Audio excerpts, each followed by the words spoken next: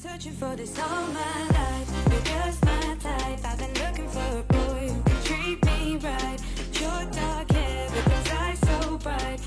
Hello, everyone. Welcome back to Scheananigans. Today's guest is not like a regular boss. He's a cool boss. He is the creator and producer of many of your favorite shows, including Vanderpump Rules, host of the Hot Mic podcast, my boss, technically, Mr. Alex Baskin. How we doing? It's good to see you, Scheana. I have to say, this is an intimidating setup. Yeah, how do you feel being in the hot seat? I don't like it. I'm not used to this. I have been wanting to do this for years. I've had this podcast going on 5 years now, and I've always wanted to sit you down, ask you just about how you got in this industry and so many more things. Oh my God, you have so many cards. You're do. like Andy Cohen there. Exactly. I'm trying to get his job, when he retires. So I figured let's start with some cards. All right. But how about we start with a game? Okay. Just to, break the ice. You have worked with a lot of reality talent, across various shows and networks over the years. And I know the Bravo shows are just a little drop in the Baskin bucket, but I'm going to give you a series of prompts and you're going to let me know who comes to mind first. Okay. So anyone you've worked with at all.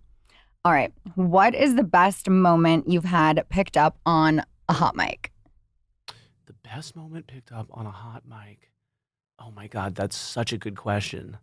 And I'm trying to think of something that I can share because there's been plenty of hot mic moments that I wish that they're going to go in the the memoirs, after the fact. Yeah. So, I would say I've never had anything like the Real Housewives of Miami. So there hasn't been anything that completely changed the game. But I would say the Real Housewives of Orange County and Tamra, Gretchen, that was one of the original hot mic moments, naked wasted. Yeah. It kind of paved the way for the rest of them. Yeah, totally. Who would you most want to work with on developing a new project who you haven't already? Well, it's someone that I have worked with before and developing something new. Yeah. I don't know, Scheana. What ideas do you have? What's your pitch? We can grab a bite after and I'll tell let's you. Talk. Yeah, I'm in. Perfect. Who has surprised you the most with what they've done with their platform? I think a lot of people from Vanderpump Rules, because I think that it was a very different group when we started making the show 11 years ago. So I think to see everyone flourish and I think still largely be who they are is extraordinary. Yeah, totally. I have so many Vanderpump questions to get into. Oh my God, I can't wait. Who is the most different off screen, if you can say? And it could be someone past who's like fired, so it doesn't matter, if you say. I would say largely over time, people are the same off screen and on screen in composite. So I think they may be different in certain moments. But otherwise, I'm trying to think of who that might be. I don't think it works out for people to be different on screen than off screen. I think they're ultimately exposed. I think people are pretty much who the audience thinks they are. I think it can be tough to explain certain moments, and obviously the shows don't always showcase, your best moments. But I think on the whole, I mean, wouldn't you say that people are kind of largely who the audience thinks they are is who people are? I think for the most part, yes, but I feel like sometimes you only see parts that get more highlighted than others. So not even different in a fake way, but like I think Lala actually is a perfect example. She is who she is. Yeah. However, when you really get to know Lala, she is such a softer person than I think she comes across on the show. So when people are like, how could you be friends with her again? I'm like, no, you don't know the Lala I know. Like, I know Lauren from Utah, and I feel like she is different, but in the best ways ever. I think that's perfectly fair, and I think that that's right with her. I think that who she is on screen is so loud, and that might be the person that people would meet at first, and I think it's just a function of getting to know her. I still think they're largely accurate, and I don't think that always does people a favor necessarily. But I don't know. I really do think that over time pretty much comes out in the wash. I think if someone is a good person, I think that'll translate, maybe not for everybody. Yeah. And I think if someone is an asshole, then, that'll certainly reveal itself. Very true. Which cast members have had the most memorable feud? Well, longest running was probably Kyle and Lisa, or I would say, because I don't know that they're in a different place than they were, when that sort of shook out the way that it did. They're not. Yeah, I can confirm they're not. But it's an exclusive. But I think otherwise, there's lots of frenemies. It's like I've seen Tamara and Vicky over the years, fight and then make up. And then now, lo and behold, they're fighting again. Right. Yeah. So, I think that happens. Totally. But otherwise, I think good friends typically come back together. And that was, until recently, a hallmark of Vanderpump Rules. Yeah. No kidding. What has been the most jaw-breaking moment that you've captured on one of your shows? I think there have been some that have just been shocking. There's been things that I just didn't see coming. And again, I'm not, just saying this because I'm in present company, but there's been a number on Vanderpump Rules, right? The revelations, have been insane. And starting from right away, starting from when the tides turned, when Jax did cheat on Stassi. And right, and that was a big revelation. And before then, Stassi was the, supposedly controlling, jealous girlfriend. Right. And she was right. Yeah. Wow. So I would say, there's been plenty of moments like those where I'm both, capturing it as a producer and then also watching it as a spellbound viewer too. Yeah, definitely. Who has been your best or favorite hire or casting? This is going to sound like a diplomatic answer, and it isn't intended to be. I think that, you have to appreciate everyone who is on the shows, especially for years, because it's really tough. Yeah. And so you form meaningful relationships with everyone. There are certain go-tos or people that are just sort of stalwarts on the shows, and that's great, and something that's really valued. But pretty good relationships across the board. And then I think that if someone doesn't work with production and isn't a team player, they just tend not to last anyway. Totally. With saying exactly that, who has been your hardest fire? Oh my God, there have been so many of them. The Tamara conversation was not easy. That was a tough one. There are others that were tough as well. There have been times when I've tried to convince people that maybe they shouldn't continue, to give them the chance to, have just quit. Have that would make it easier. So they're never fun conversations. There's one I can think of in particular with someone, who was a very difficult cast member, and I kind of, said to her, look, congratulations, your wish has come true. This is no longer your problem. And, I can guess who you're talking about. You probably can. What moment from one of your shows had the most surprising audience reaction? I call things wrong all the time. I used to think that I would know where the audience was going to come down on things, and now I just don't. And part of it is social media is also not necessarily a litmus test, so it's hard to gauge it. And something that might seem 95-5 on social media really is just a really loud, 95%. So I don't know, but it happens, all of the time. I didn't know, for example, this season on Beverly Hills, Garcelle Durate. I didn't know how that was going to play out. Yeah. And it played out differently. And it's pretty split, I'd have to say. I'd have to say it's 50-50, and I would have been wrong about that. Yeah. No, I saw so much of that. And wild. That's one thing, though, I got to say, I do love about Bravo. It's hard when you're on the other side of it, but it's how passionate our fans are. Oh, my God. They're the best. Literally. Yeah, they are. And you have to appreciate it. Yeah. And that's what, you have to just go with it. But, but they're rabid. They're, just super invested. Totally. Who would you most want to vacation with?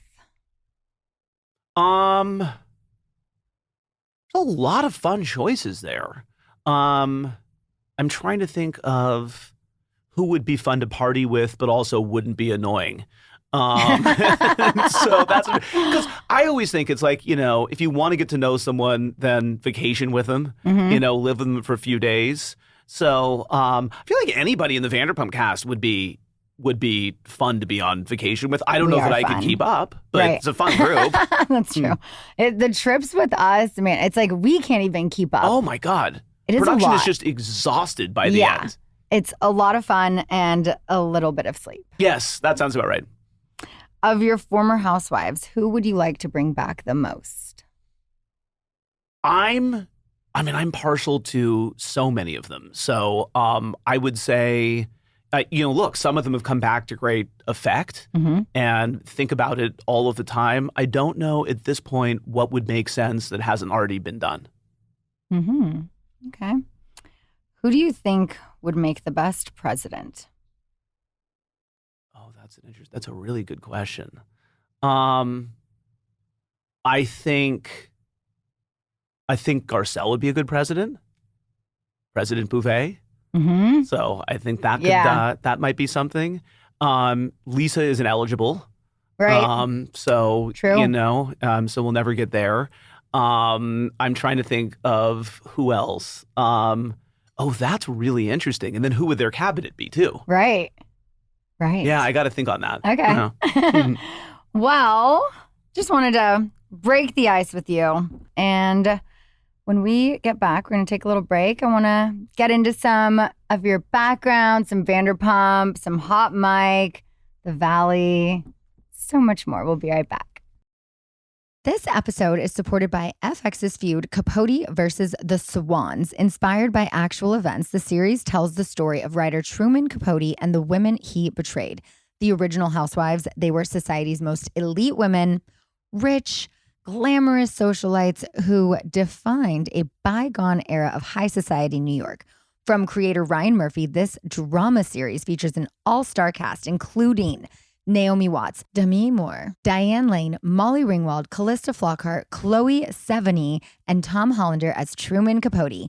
FX's feud premieres January 31st on FX, stream on Hulu.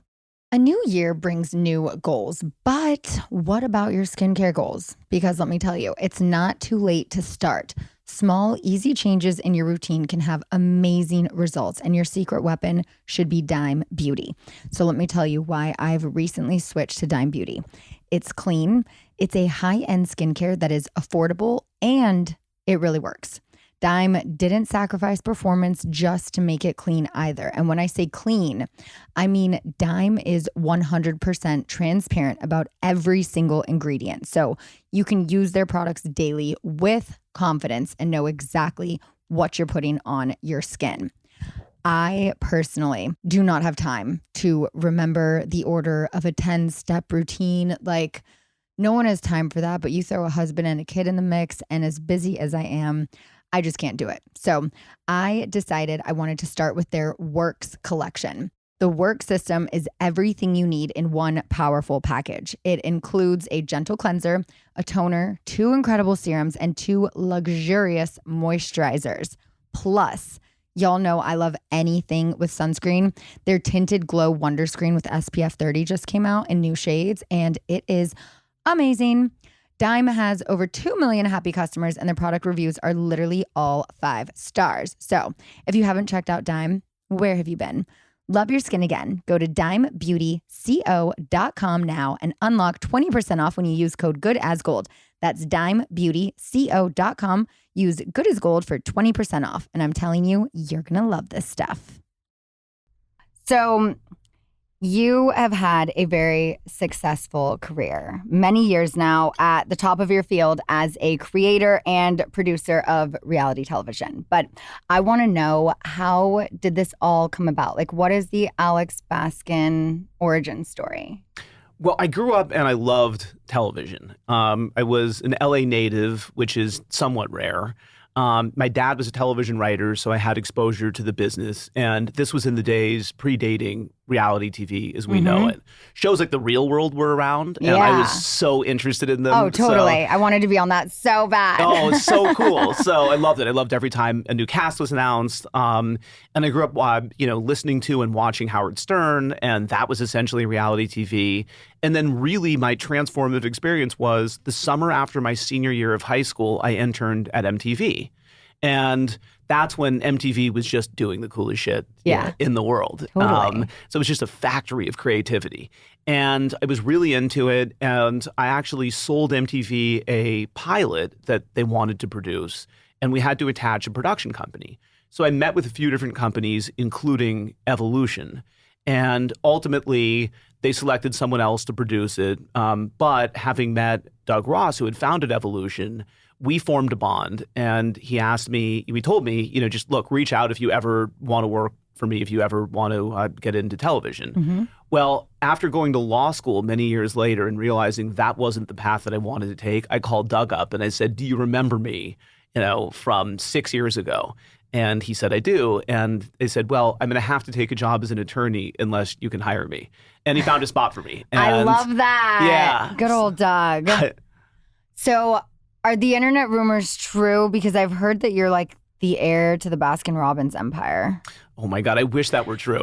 So, say, where's the free scoops been? Yeah, exactly. I know. My dad's uncle founded Baskin-Robbins along with his brother-in-law. And so there's that connection to it. Okay. And my dad used to get free ice cream. He had a card that entitled him to this. And then when he was in college, he so abused his privileges that he got a letter from corporate and they restricted him to Baskin Bucks. He was on an allowance. No way. So we don't get anything. We have no allowance left. And that's about it. Whoa, that's crazy. What was the first project or show that you were a part of where you thought, like, wow, I've really made it? The first two series that I created one was Pageant Place with Donald Trump, which is his beauty pageant winners. And so that was kind of fun and felt big. And there's a feeling of seeing something that started in your mind come to life that is really invigorating. So that put a spring in my step, even if the series didn't, do terribly well. Funny thing, by the way, is the guy who was running Trump's company at the time would ask me what the ratings were. And I would tell him they were just so-so. And he's like, I can't tell Donald that. I'm like, well, the ratings, there's nothing I can do about it. So that was one. And then my other series series that came right around that time was with Slade Smiley and Joe De La Rosa, and it was Date My Ex. And that's when Bravo was looking for dating shows. And Andy Cohen was in the Evolution offices prepping for his first reunion hosting job for Orange County. And I was like, what about... And pitched him that. Yeah. So that was fun at the time too. Totally. So speaking of Pageant Place, of your past shows, we've got that one, Beverly Hills Nannies. Yeah. Sweet Home Oklahoma, The Big Shot with Bethany, Country Ever After, Private Lives of Nashville Wives. Are there any that you'd love to bring back or you felt like didn't get a fair shake first time around? There's some that I love that just didn't hit. So one was there was a project with Dee Snider and his family, which was in like 2010. And it just didn't, the people who watched it loved it, but just not enough people saw it in the first place. It was called Growing Up Twisted. Okay. So I just had a soft spot for them because it's also one that I describe as a success because Dee and his family had been burned by producers a bunch. And so they went into this very leery.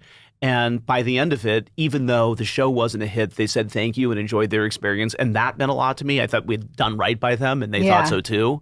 But otherwise, it would be hard to bring a lot of them back. A lot of them were just moments in time. Yeah. And I'm grateful to still be making a lot of them. Yeah. We're making so many moments in time still. So you're also now hosting the Hot Mic podcast for Bravo, and we'll get into more of that later. But we had a moment on that. We did. I've got notes on it that I want to talk about. But new reality shows I know that you're launching for Bravo this year include The Valley. Yeah. Bet It All on Blonde, scripted project starring Jennifer Coolidge, Pete Davidson, Dustin Hoffman, 50 Cent. I know we talked about that. Yeah. And so many more. So you've so much on your plate. I want to know what's next for you, but like, do you also have room for anything else? Yeah, I mean, you have to make room, and I think these days too that you don't want to specialize in just one thing. Yeah. And so I'm proud of what I've done, and I fully intend to keep doing it. And honestly, it's the foundation on which everything else is laid. But I also think the business keeps changing. I think what's in vogue changes all the time, and so it's up to me to be in front of that. And truly, it's a cliche. I do work with great people. So, as you know, typically, unless something is going, woefully wrong, like, we don't have to talk all the time, Yeah. like because you're dealing with the production Totally. team that has everything, fully under control. Yeah. And so that's always really important to me. But yeah, I mean, I love trying new things. It's fun for me to get into different spaces, and I think you learn and grow. And then I think you're always excited about what you're doing, and it doesn't feel like drudgery. Yeah. And I think you bring ideas from one form to another. So, I'll keep doing that. There are days that feel really stacked, and there are days where it's a physical impossibility to do everything. Yeah. But, you figure it out. Yeah. Do you remember the first time we met? Oh God, it could be one of a few times, so Okay. I don't remember. But I'm so curious. When was it?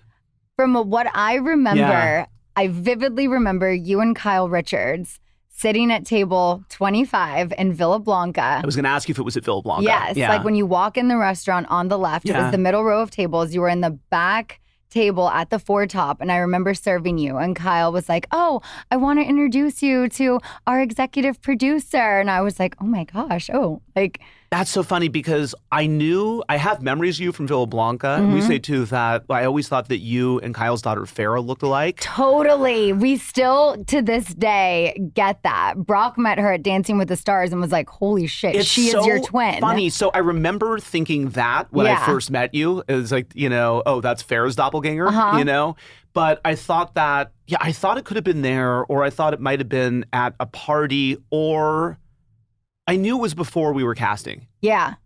So then that kind of goes into my next series of questions Ooh. because I'm curious. We'll start easy. How did the idea of Vanderpump Rules first come to be? Lisa and I had been talking about doing something, and she was really a breakout star of Beverly Hills, even in the first season, and it was clear that she just had that magnetism, and there was an interest in doing a vehicle with her.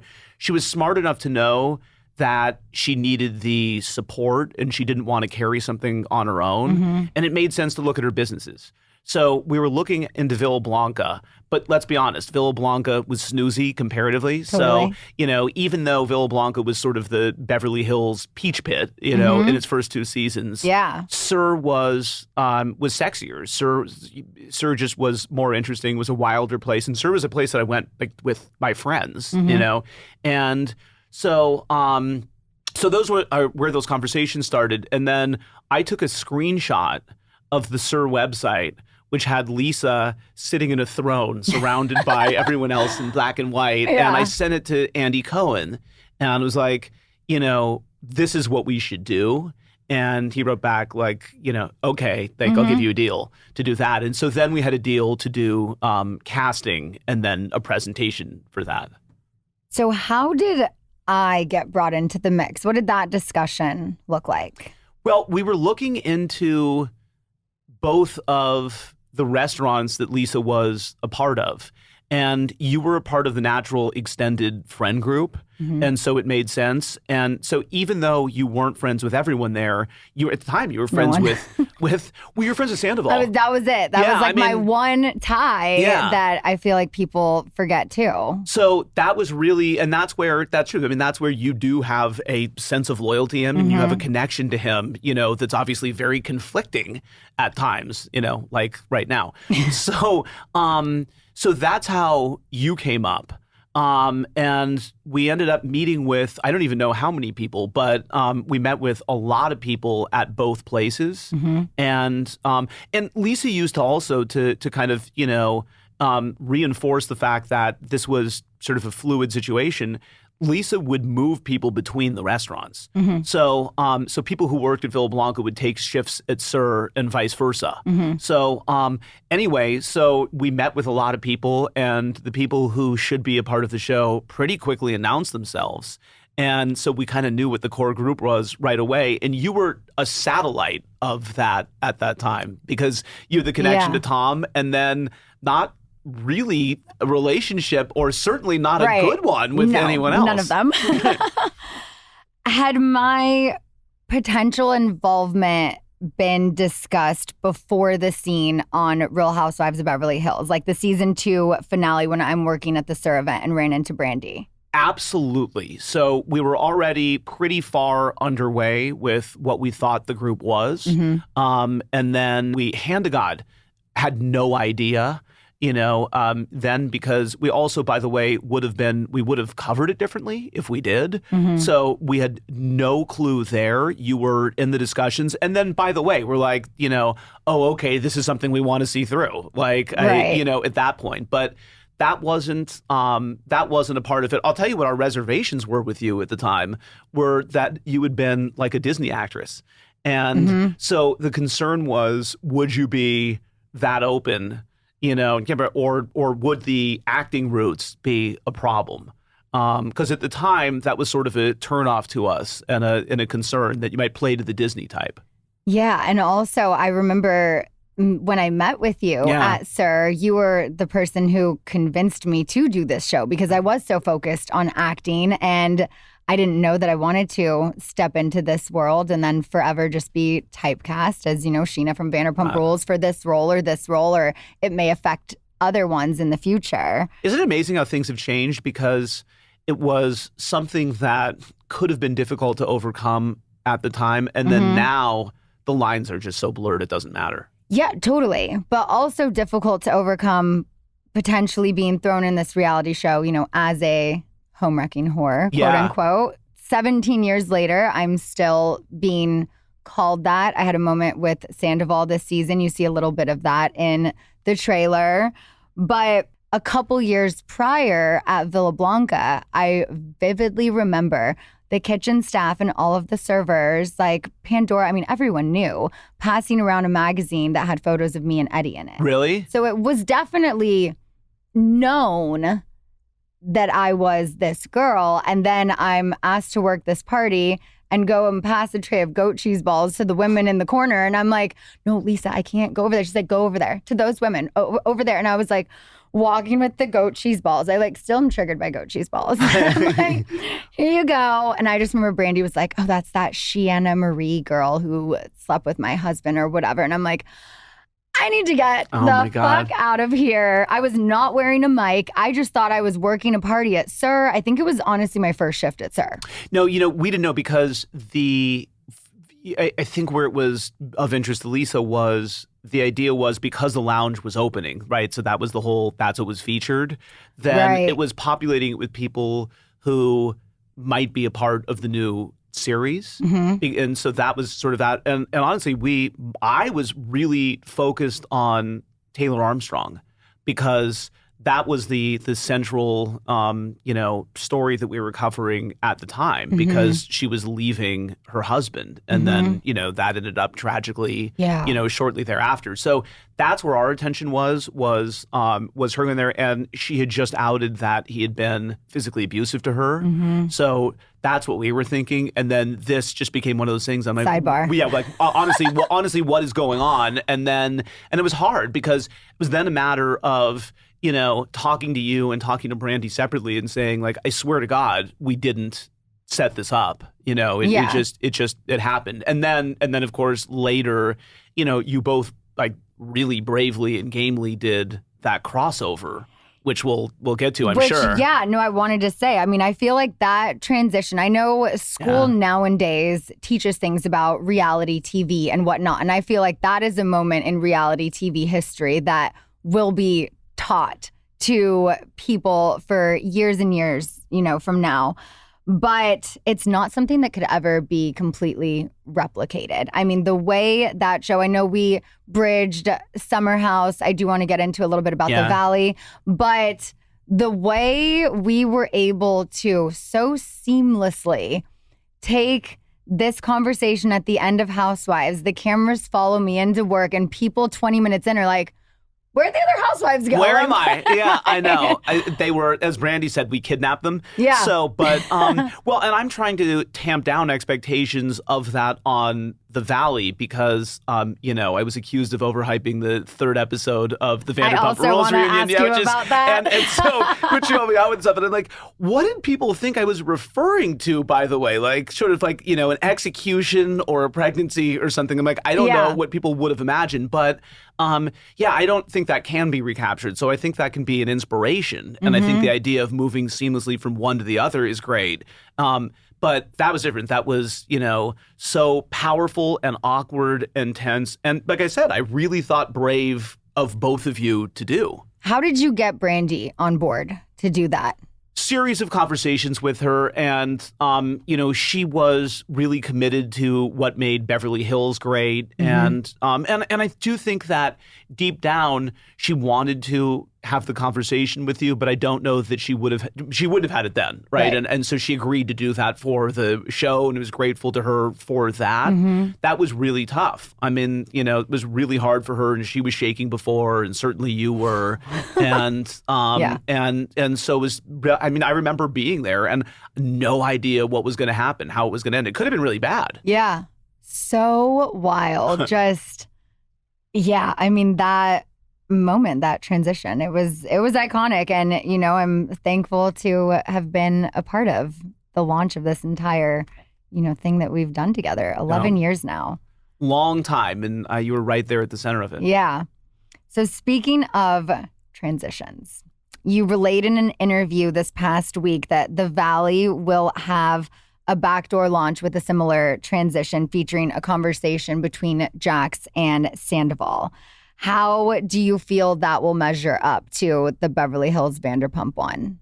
Well, I think they're just really different. So I just think that it isn't the same relationship between you and Brandy where it's very hard to see each other, right? I mean, and so that's a thing. And so I think that Jax and Sandoval also have seen each other a bunch, you know, over the past few years. I wouldn't say they're the closest of friends, but although he's been karaokeing every Monday night at his bar, I've seen recently, and they're kind of in a different place now totally, than they were. But then, but then they weren't. I mean, they would see each other just because of the friend group, but they weren't, you know, personally close and bonded again. So I think it's awkward and powerful, but to me, it was a big deal for Jax to go over the hill to West Hollywood for a boys' night, which he does with Brock and with James and with Schwartz and with Sandoval. And then Jax gets his licks in, and Jax feels like, you know, somewhat vindicated because sort of thinking like, first of all, who's the number one guy in the group now? And James. And also, last man standing. Right. You know, and also that he had this shit beaten out of him. And, you know, kind of what does it feel like to Tom? And then, you know, Jax has that conversation and then heads back over the hill and into our new series, The Valley. I cannot wait for this show. What can you tease is to come on this show? Because I know there's some familiar faces, obviously Jax, Brittany, and Kristen. Some people may remember Janet, obviously from here on Scheananigans, but a little bit on Vanderpump Rules. But what can you tease about what's to come? Well, I think it's a different phase in life that I would say doesn't fully represent adulthood. So I think it's adulting, but I think it's figuring it out as you go. And so, like, you know, like you're as an attentive a mother as there is, but you're still figuring your shit out, right, in the rest of life. And we all are. Yeah. And so that's what's fun to me is that I think that it feels new and different and fresh, but it's an extension of what you see on Vanderpump Rules. Jax, Brittany, and Kristen are just a ton of fun to see, and they're just right back in the saddle. So they're great, and I think that was, you know, the strongest possible foundation. And then I think the, you know, new group, which is very much a real friend group, and this whole project originated from a conversation Jax and I were having about, you know, who is in his life right now. Yeah. So once again, it's back to that authenticity that has worked for us, you know, so well on Vanderpump. So it's a group that is, you know, diverse and interesting and represents, sort of all sort of different phases in life as well. I mean, Kristen is figuring out, what's next for her. You have people who recently got married. You have people whose marriages are on the rocks. I mean, you've kind of got it all. So it's fun. It feels very different from Vanderpump, even though it's just over the hill. Yeah, I can't wait to see it.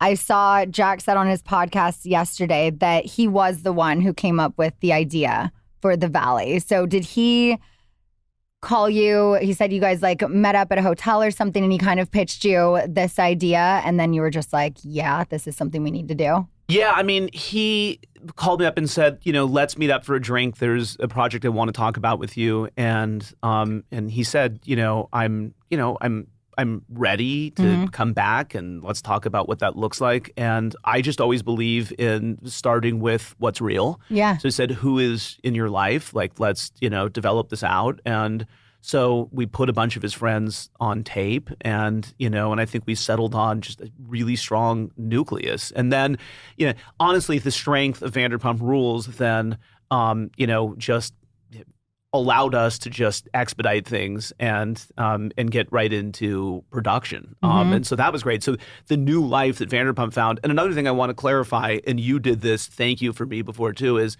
just to be really clear, Vanderpump was not in trouble in season 10 before Scandal. I was going to ask about that. That's really important. Too. I was really glad that you covered that. And so because, my words were sort of, used against us in a way that wasn't accurate. And what I meant by that, and what I actually said in the full quote, was season 9 was not great. Season 10 was a rebirth. It was a really strong season. And independent of anything that happened after the season, we were going to continue making the show. So, but that said, once we became, kind of the center of the pop culture universe, then a spinoff made sense to jump on immediately. Yeah, absolutely. I can't wait to see it because, I'm friends with every single cast member on this show. And just from, being in the friend group and hearing the stories that happened over summer to being able to watch it, I can't wait. By the way, it's so funny. Your name comes up all the time. You are friends with everyone and talking to everyone all of the time. Yeah. So the number of conversations on all of the shows that start with, I was just talking to Scheana. Yeah. I love it. Of the cast members who aren't previously known to the Bravo audience, who do you think is going to resonate the most? I think they'll resonate in different ways because I think they represent different archetypes. And so I think, for example, Jesse and Michelle have a fascinating relationship. So I think people will like that. Janet obviously was pregnant when we were shooting this, and she and Jason are a great couple that I think people are really going to like. Nia had just given birth to twins. She had 3 kids under 2. I don't know how she does it. And now she has a new podcast out and unreal. And so I goals. think, so she and Danny are kind of figuring out how to manage all of that. And I think people will relate to that. I think Zach is a lot of fun. I think Jasmine is great. So I think there's something for everyone. And truly, and I'm not just saying this to be diplomatic, but you don't know who is going to pop when you do a show. And I think so true. I'm wrong all of the time. You kind of just have to be right enough and put enough right pieces in place. And a lot of it then is the chemistry of everyone on the whole. But it all works. I think everyone carries their weight in this. Yeah. I feel like I've seen a lot of negative feedback already. And I'm like, you guys haven't even seen the show. It's just like, we didn't ask for this. We didn't want this. And I'm like, oh, just you wait. Yeah, I mean, I know that makes me laugh, and I look at that 2 different ways. I mean, part of me is like, fuck off, just wait until we actually you see something, and then part of me thinks, it's fun to be snarky, and I just think at least there's an interest in it. Do you have any concerns about the new show? My concern right now is just getting it done because we just, it's coming up and so we're under the gun. I think it's really strong. I would be concerned if we didn't capture a lot when we were shooting it, but we have a ton of story. We're able to do more episodes than we initially had ordered. That's amazing. Yeah. For a first season show, that's remarkable. Hell yeah. And just the little opening credit sequence that we saw, so good. Very Desperate Housewivesy, and I mean, incredible. So. I think people are going to be into it because I think that they think that we're just trying to pull back former Vanderpump cast and just put them in this setting. And I think it's so much more than that. Oh, and for so sure. I think they're going to be pulled into it. Yeah, I agree. All right, we're going to take one more little break, and then I want to get into hot mic and a little more VPR. Scheananigans with Scheana Shay is sponsored today by BetterHelp. So you guys know what an advocate I am for therapy, for all things mental health, and I want to take a minute to talk to you about BetterHelp because this has been Brock's go-to therapy for about a year now. I have been with my therapist doing EMDR and all things just to work through my postpartum OCD. And Brock was like, you know what? I want to get a therapist too. And I was like, well, honey, you should try BetterHelp. So I feel like new year, if there's something you want to work on other than just the typical, let's go to the gym, let's get on a good diet, work your brain, work your mental health, and do all things with BetterHelp. Because maybe you finally organized one part of your space or your life, but you want to tackle another. So tackle getting your mental health in order. I have benefited so much from therapy. I seriously would not be where I am today if I wasn't so consistent with it. And that is one thing I think is so important with therapy is just staying consistent, being open, being honest, because there is no judgment when it comes to therapy.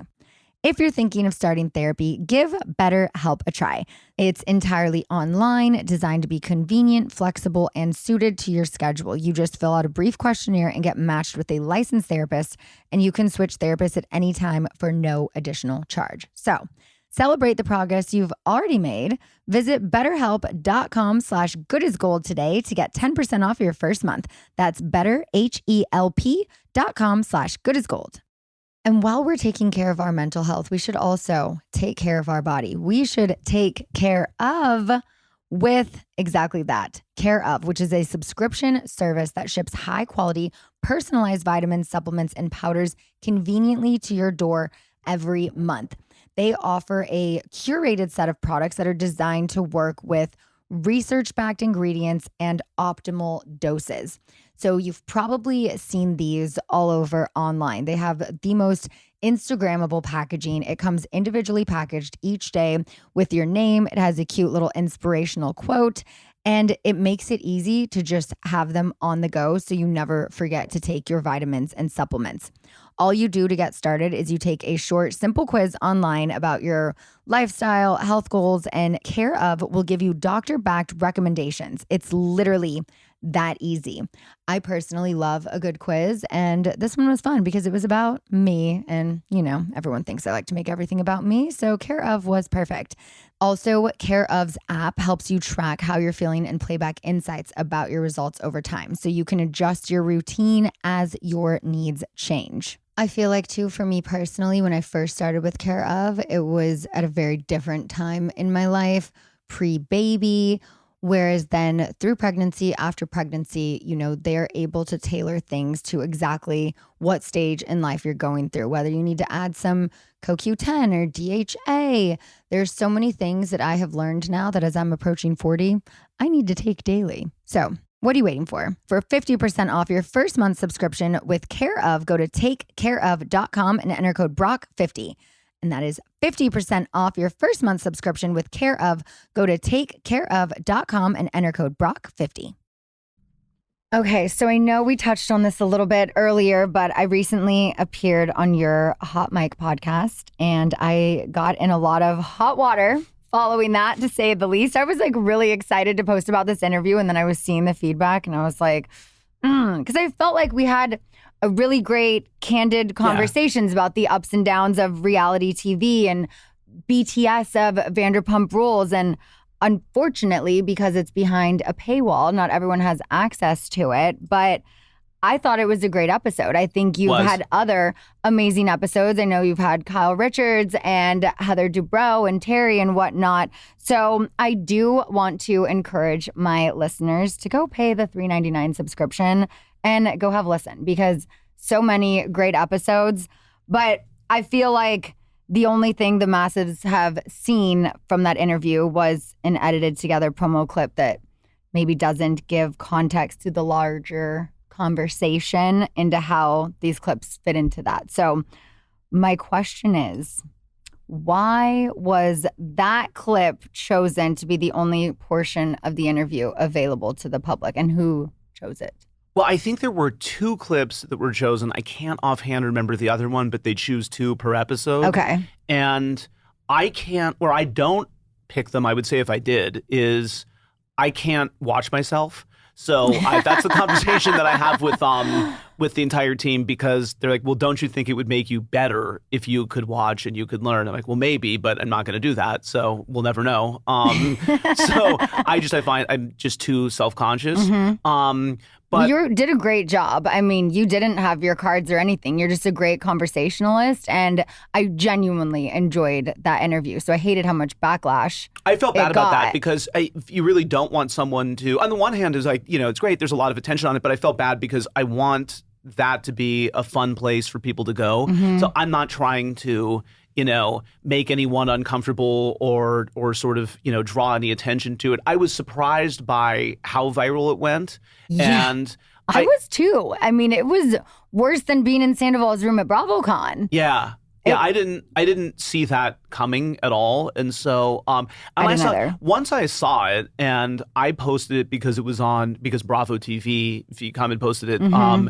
Then I was just shocked by how much pickup it got right away, because I thought you would take some shit because it was selective, because it was just a moment, like you were saying, of a bigger point that we were discussing, which was just about the difficulty of being friends with people who are in the middle of this, and you were thoughtful about that and considered about it. It was part of, again, a bigger conversation. Yeah. So I thought, okay, I sort of, but it's just the same thing where, to me, the extremeness of the reaction did surprise me. Yeah. To that. I mean, it's still a pretty innocuous clip. So even if anyone, is thinking, oh, you're making it all about you. Well, first of all, I asked you a question about you.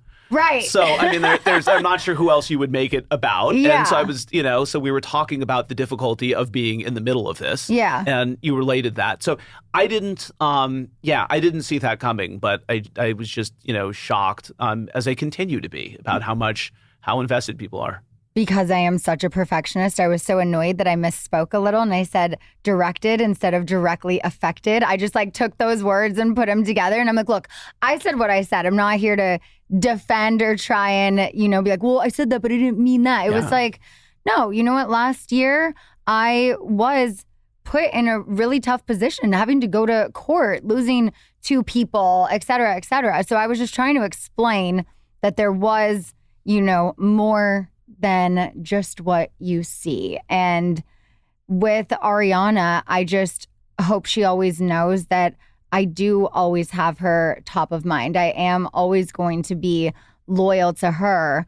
I just was trying to figure out some shit on my own of how can I let this hatred and anger go, because it's not healthy for anyone to harbor that much anger and hatred towards any individual. I've forgiven Lala for saying awful things about me. I've forgiven Katie for saying awful things about me. And I was trying to just explain I don't agree with what Tom Sandoval has done. And I do not forgive him for what he did to Ariana. She didn't deserve that. I've just let shit go with every other person who's been terrible to me. And I was just putting it on the same playing field. Clearly that didn't resonate. Well, I think in previewing this season of Vanderpump Rules, I mean, I think that's a challenge for a lot of people, because the question, at a certain point, you do have to move forward. Mm-hmm. Doesn't mean you have to forgive, right? But I mean, but you have to figure out how to move on in life, and that's a tough thing to do. And I know that a lot of people think that this is all just for the show, but it's not. This is a real friend group, and if you look at the other stuff that they've gone through and gotten to the other side of, I wouldn't have believed that. But here we are. This one is just messier than anything that has come before it. Right. There was a moment when I was seeing how negative everything was that kind of triggered and reawakened something. Season 8. I don't know if we can talk about this, but Brie Dellinger, former VPR editor who went public on a podcast and said she liked to pick my most embarrassing moments and highlight them on the show to make fun of me. And so then I'm seeing this clip be put out and all of this negativity, and it just kind of brought that back up when I'm like, I think that was also something we maybe even discussed on the podcast. Yeah, we did. But I would say I wish everybody would see the full interview. Yeah, and $3.99. And go subscribe.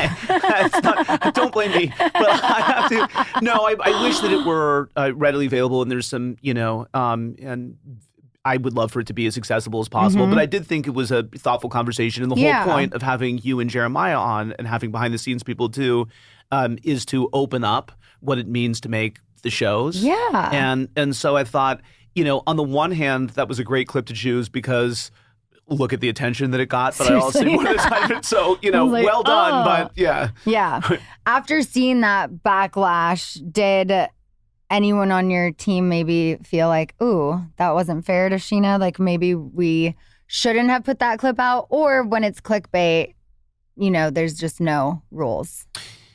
I mean, I'm going to be honest. I would love to tell you that they're like, we got gold. I think they were excited that people cared that much. So I thought, I thought that was, that was a good thing from that standpoint. But again, that was quite a reaction. I still am shocked. Like I was looking at the comments and I'm like, is there anything positive? Oh, there's one, and then 40 negative. And then you know what's weird though is. Recently, I've seen that there are more positive comments than there were before. I don't know why that is. And so maybe people listen to the entire episode. Possibly. I mean, hopefully. Yeah. I don't know. Right. Well, moving on. Back to VPR for a moment.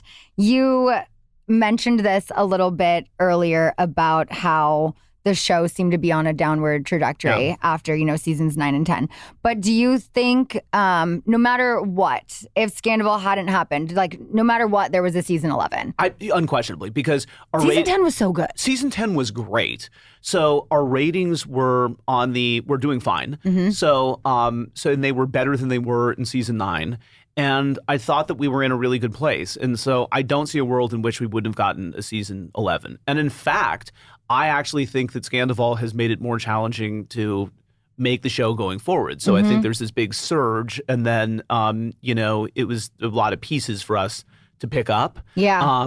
But we did not need Scandival. We made the most of it. Right. We took it and we ran with it. But we did not need it. No, I agree. The original, I had COVID, so I wasn't there for the original finale, but that was such a strong finale. Yeah, I remember when I saw that, I was like, wow, that was so good. Pretty and powerful. Then, boom, we have the new episode of all the current stuff. And I mean, hello, Emmy nominations. Oh my God, I know. Although I hate that we have to stop at nomination, but I know.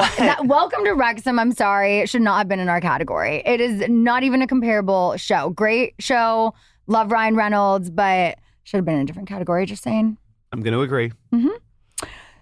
So where does VPR go moving forward? Like, what would you want to explore? Let's just say potentially there's a season 12. Where do we go from here? Well, I definitely think that we have more life left in us, and I wasn't sure at certain points that we did. I think it's always hard to map out what that show is going to be because everything changes, all the time. So I don't know, but I think the relationships they evolve over this season, and I think they're going to be different in a few months. And I think as long as we continue to stay rooted in what's really going on in people's lives, then I think there's a lot left for us to do. Everybody personally has a lot going on. I mean, and just things like Lala just got a house. James has his residency in Vegas. So all of that I think is really interesting, and the dynamics keep shifting. Maybe we add to the group. We'd have to add from the Real Friend set. So there's sort of a limited universe that kind of defines itself. More crossovers with the Valley. I'm all about crossovers. I love them. Yeah. And I feel like, too, Bravo's so much more open to that now, you know, with the Ultimate Girls Trips and Winter House. And I feel like there's so much more room to do that now where it's like, okay, we get it. Y'all are friends. Everyone, we're breaking the fourth wall so much now. Everyone meets at BravoCon. We build genuine friendships, relationships, people date. It's so intertwined now. It makes sense to do it. I think BravoCon opened up a lot of that for the universe because I think it was, you know, the ultimate gathering of everyone in one place. Yeah. And so it's like the entire Marvel universe. So Right? because I think it used to be the idea that it was sort of manufactured if anybody would get together. It's not like, you know, they were living in different worlds. Like, you know, they were just on different shows, but those are real friendships. And the Valley is just an extension to me of the Vanderpump Rules, you know, world. Yeah, I feel like more crossovers in the future would definitely be something that's fun to watch. I want a fluidity between those two shows. Yeah. I think that's really great and fun because I think, I mean, even being in a show is an arbitrary distinction, and that's what we say all of the time. And we always encourage people not to think in terms of storylines, rather just live their lives, and that would be everybody living their lives. And so we have to make sense of it, and we have to order it, and there's certain things that would live in certain shows, but I would love to see, you know, as much interplay as possible. Yeah, definitely. You mentioned this a little bit earlier, but when you told Variety ahead of the season 10 finale that there was a bombshell so big that it might make some cast members not want to return for season 11. So as a cast, we had no idea what you were referring to. I felt like we were in the dark just as much as the audience, but the comment did fuel a lot of fan theories and, you know, took a life of its own. Raquel's pregnant and all of these rumors. Well, and actually, what I said too was that the question was, are you going to roll right into season 11? And my concern was that at the time, I didn't know that we'd be able to do that because I thought everybody would be more upset with Tom once he had been contradicted by Rachel in the timeline. So that's what I meant. Was because I didn't, because we had a conversation about literally after going from reunion to season 11, which, you know, in retrospect, we never could have done anyway. Everybody needed a break. But my feeling was once everybody, what if we were filming when that aired? Because the reunion would have aired during the next season's production. So my point was, if we were filming, if everybody got to a decent place with Tom in the reunion, didn't happen. But let's say that there was like teeny tiny progress. Yeah. And then we were filming the next season and the reunion aired and she said, oh, by the way, everything we said was a lie that he encouraged you to say. Then I didn't know how we could do that. That was my point. Yeah. Okay. That was going to be my question, is if you felt like you misspoke or if it was just misunderstood, because I remember when we heard that we were like, what is it? No, and I wouldn't have previewed something like that anyway because you would have known what it was. There's no way that you could keep that under wraps. I just, you know, that was what I meant. But the speculation then ran rampant. And obviously, the funny thing for me is it's a lesson in what we preach all the time. Yeah. You know, which is like, you know, oh, your words were received differently. You know, so shocking. Yeah. Was there anyone during that time that you thought of specifically who you're like, maybe they wouldn't come back or want to? Well, I always thought that the questions would be the people involved in the scandal, and but Ariana, seemed pretty clearly to want to come, was doing great and seemed to want to come back. She seemed in a good place, and she was like, "I'm not bailing out now. This is, why would I do that?" Yeah. You know, and I think the questions were whether it was a good idea for Tom and then also Rachel, and then it became clear that Tom did want to come back, and we just had to talk about how that would happen, and then. I did not know with Rachel that was a wild card. And I mean, we talked to her up until a certain point in the season. So it really depended on the day.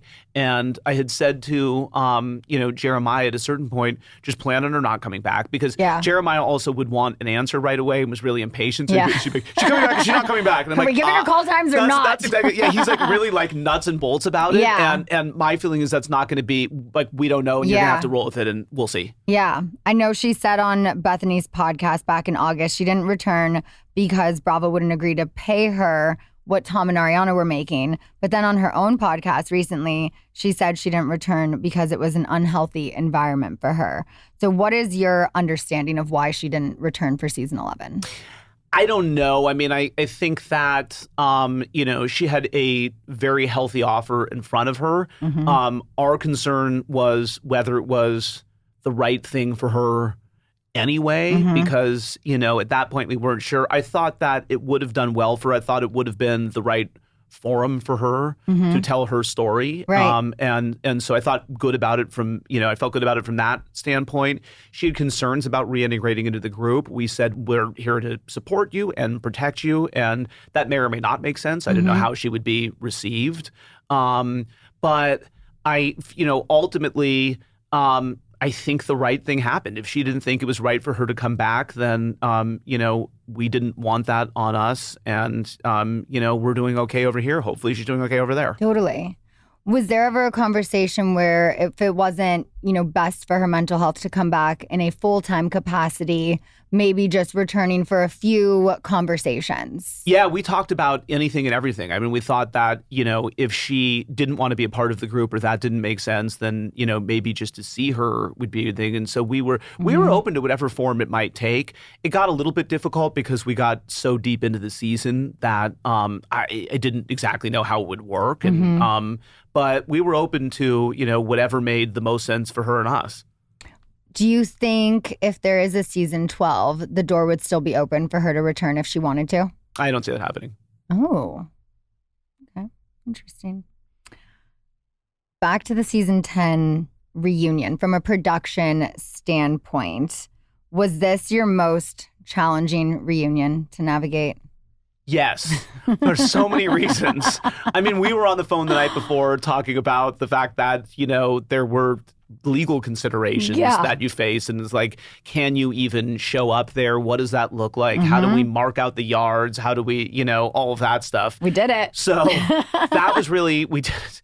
So that was really tough. I think on the one hand, the thing that wasn't hard about it was there's sort of in some ways zero producing because everybody was very clear on where they stood and what they wanted to say. And so it wasn't like some reunions, you're kind of refreshing everyone's mind. Like, remember, this is what going back in time. Here's how you felt about things. Yeah. So the challenge was not to shortchange the rest of the season for the sake of this. I thought at first maybe we didn't have Sandoval on stage right away because I thought we could talk about other things. And I thought if you had him there, you couldn't. So there was some thought to that. We didn't know whether Rachel was going to be there. Then I really thought he shouldn't be on stage at first because I thought then everything was going to be directed toward him. So there was a little bit of that and just kind of like, moving pieces around the script sort of thing. But otherwise, really, we didn't have to do much other than figure out legally, how we could coordinate. Drive the car this way while this car's going this way. I mean, how do you count to 200, whatever it was. So, so that was it. So, but it was, it was exhausting. It was not a very long day because we kind of got everything out and it was, obviously 3 parts. But it felt weird to me the day after. I was like, what did we just do? What did we just give birth to? I don't know if you felt the same way. I felt a lot of things. Honestly, I was happy with how it turned out because at the time I was obviously feeling so strongly towards both Tom and Raquel, but I had the opportunity to say everything I wanted to say to Sandoval on my couch in that final episode. I didn't get that opportunity with Raquel. Yeah. And the reunion on that stage with everyone else and their opinions, with however many people are on production, that wasn't the time and place for that conversation. So having that temporary restraining order in place at the time, I was like, give me my sun chips, a seltzer. I was happy that I got to just sit back and watch the show. And then bringing you back for the toast was a thing. It was all tough. Ariana was like, I will walk off stage if you don't come back at the end for the toast. So I loved that all of the girls had my back, and that at least felt good because it's not always the case on this show for me. I have a couple more Housewives questions, and then I know you're a very busy man, but After launching the first Housewives franchise, Real Housewives of Orange County, and then you went on to develop Real Housewives of Beverly Hills as well, has any other production company taken creative liberties over the years with their franchise that maybe upset you? Or on the flip side, have there been elements where you're like, oh, that actually improved the overall brand? I think we all look at what each other is doing. Bravo is great at consistency. And so they're really, very scrupulous about maintaining the standards across the franchises. There are things I'm a fan of and things I'm not. I don't watch all of them because it just is too much to watch. It's so much. It's a lot. Yeah. So I will get sucked into some of them, or I will watch if there's a particularly important moment or something. Real Housewives of Salt Lake reunion. You should know what it is, right? Yeah. And know the reference. And so I'll watch some of that, or if there's a set I like or something like that, then I'll see. But for the most part, we kind of know how to dial it in. Yeah. And and then talk about it. And we'll take inspiration from other shows as well. Yeah. And there's all sorts of different editorial devices and transitions and music and different storytelling devices, whatever else. Yeah, I love it.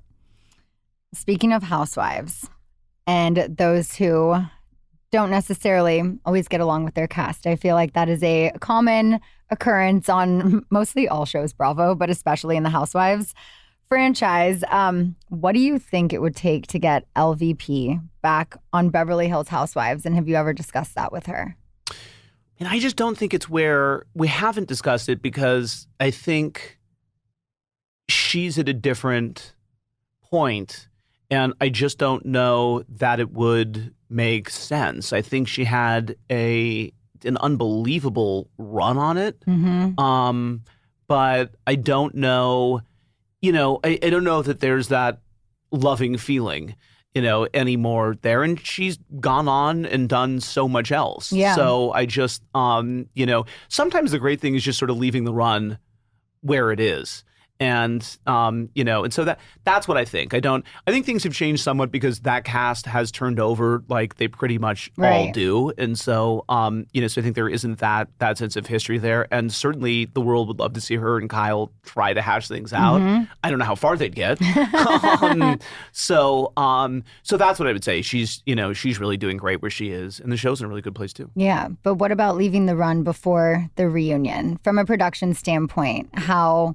Well, that was tough. Moment? I mean, that was, it certainly is unsatisfying not to see, especially someone as important and impactful as Lisa, who was at the center of what was going on, not there. But I knew a few days before I could tell she didn't have any interest in being there. And then the one funny thing is when we were at the reunion, she already told me that she wasn't going to be there, but there was a story that ran in one of the tabloids, I don't remember which one it was, and it had a photo of her having lunch in Beverly Hills. And so we quickly, smuggled it over to Andy to show it to all the women. And it turns out it was like from days before and it was a mistake. So it's so funny. So we're like, look, while you're at the reunion, here's Lisa having lunch in Beverly Hills. And it was not true. That's funny.